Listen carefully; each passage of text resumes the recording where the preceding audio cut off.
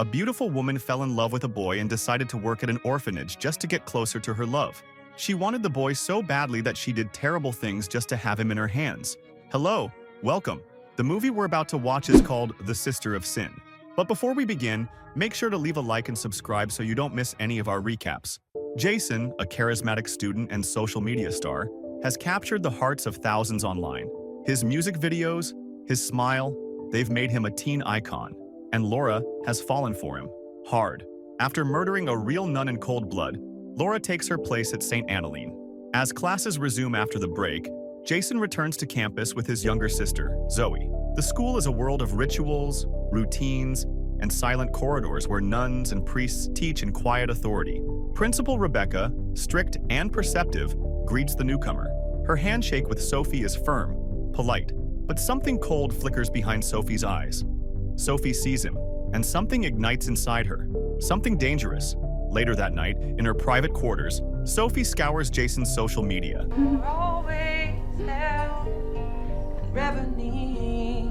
Every post, every video is a shrine. She presses her lips to the screen, kissing his image. Not with affection, with obsession. This is no coincidence. Sophie has come to the school for one reason only: Jason. The next morning, Sophie walks into class and finds Jason laughing with a girl named Sarah. Her blood boils. She watches as Sarah subtly shifts her seat, Sophie's stare heavy and unblinking. During morning prayer, Sophie asks Zoe to lead. As the ritual begins, Zoe glances over and notices something strange. Sophie fumbles with the prayer, unfamiliar with lines she should know by heart. It doesn't make sense. A nun who doesn't know the prayers? Later, Sophie's jealousy explodes. She catches Jason and Sarah sharing a quiet, innocent kiss behind the school chapel. That's enough to drive her over the edge. She corners Sarah in the hallway, eyes burning with fury. "Don't let me catch you near him again, ever." The threat hangs in the air like a knife. Later, Sophie intercepts Jason with a chilling calm. "I need to talk to you. Come to my room after school." Jason, unsure, shows up. The door is cracked open. Sophie positions herself just right, bare shoulders exposed through the thin fabric of her nightgown. Jason peeks inside. He stares. He doesn't step in, but he doesn't walk away either. Sophie smiles to herself. Hook set. That weekend, parents arrive to pick up their children. Sophie lingers watching Jason and Sarah talk again. The same girl, the same threat. Her jealousy is no longer simmering. It's burning. Meanwhile, Principal Rebecca requests permission to visit a sick aunt. Sophie nods politely, but the interaction holds another layer. Rebecca suspects something. Back home, Jason announces he wants to take a year off school to focus on music. His mother is hesitant, but understanding. His father is furious. "You're throwing your future away, Jason." Crushed, Jason retreats to the backyard, strumming his guitar by the pool. Music is his escape, and Sophie finds him. She shouldn't be there, it's the weekend. But her obsession doesn't know boundaries. She watches him from the shadows, smiling. Then, Jason receives a phone call. Sophie hears the name, Sarah. Again, jealousy twists inside her. She has to act. The next day, Sophie slips something into Sarah's book. When Sarah opens it during class, Sarah is immediately suspended, her innocence lost in a storm Sophie created. Later, during room inspections, Sophie discovers a bottle of alcohol under Jason's bed. She could report him, but she doesn't. Instead, she steps in. "He made a mistake. Don't punish him too harshly." Jason avoids suspension. His punishment? Stay at the school over the weekend and help Sophie plant trees. Exactly what she wanted. A flashback reveals everything. The first time Laura saw Jason online, she felt something snap. Love? Number obsession. She collected his photos, memorized his lyrics. She discovered a nun had been hired at his school and killed her without hesitation. She became Sister Sophie. Now, back in the present, Jason stays behind for the weekend. Zoe, protective as ever, stays too. Sophie volunteers to help with the gardening, but her goal isn't growth, it's seduction. That night, she sneaks into Jason's room. A camera is set. Her hands tremble as she leans in. Jason resists, at first, but the pressure, the moment, it overwhelms them both. They cross a line, and once crossed, it can't be undone. The next day, Jason is consumed by shame. Meanwhile, Sophie, euphoric, breaks into his room while he's gone. She steals a shirt, pressing it to her face, inhaling his scent. But Zoe catches her. "What are you doing in here?" Sophie's expression hardens. She raises her voice. "Routine inspection. You shouldn't be here either." Outside, Zoe leaves, disturbed. She tells Jason. Sophie strikes back. She brings Zoe to Rebecca and accuses her of cheating, trying to get her suspended. But Rebecca, unconvinced, gives only a warning. Jason, tormented, seeks comfort in the school's church. He enters the confessional, and Sophie is there, waiting. Their secret sin repeats. Soon after, Sarah throws a party. Jason attends, but when she moves closer, the memory of Sophie freezes him. He bolts into the night. Outside, the police stop him for carrying a bottle of alcohol. He's seconds from being arrested when Sophie intervenes. She leads him to a hotel. There, she tries again. But this time, Jason finally says no. This is wrong. It's all wrong. Sophie breaks down. Jason leaves. She spirals into darkness. Heartbroken and rejected, Sophie, unable to let go, she follows Jason home. Hidden in the shadows, she watches him from the street like a ghost. Zoe sees her. A chill runs down her spine. Why is Sister Sophie near their home?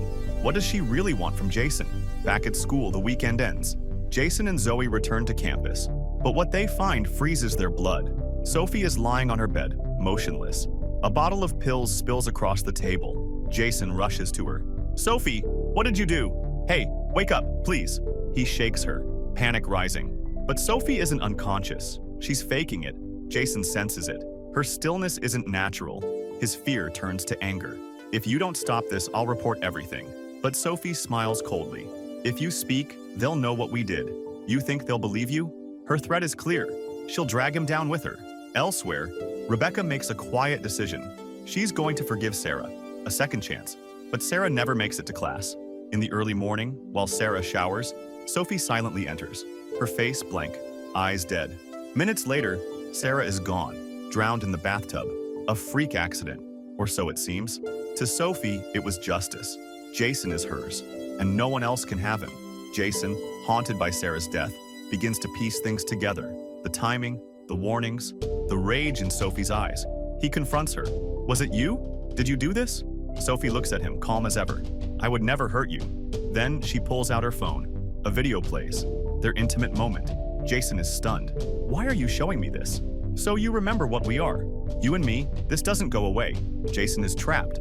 Another weekend arrives. He and Zoe return home. Sophie, claiming her aunt has died, asks Principal Rebecca for permission to leave as well. That night, Jason's family dines at a quiet restaurant. Sophie appears, uninvited, smiling. She sits at their table playing the part of the respectful nun. But Zoe watches her. Every gesture, every answer, every lie. Something doesn't fit.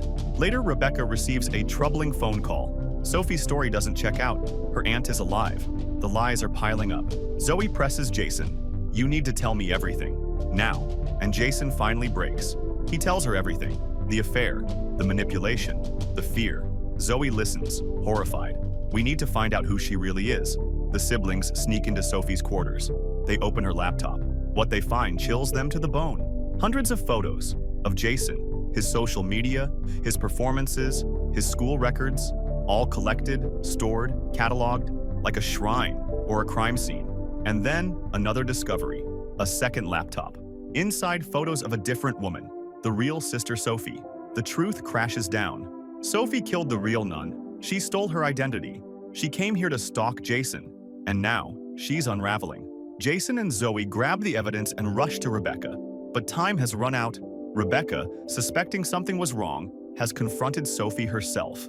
In a panicked frenzy, Sophie lashes out. Rebecca fights back. A brutal struggle. Sophie grabs a candle holder. Rebecca falls, motionless. Now Jason and Zoe approach the principal's office. Empty.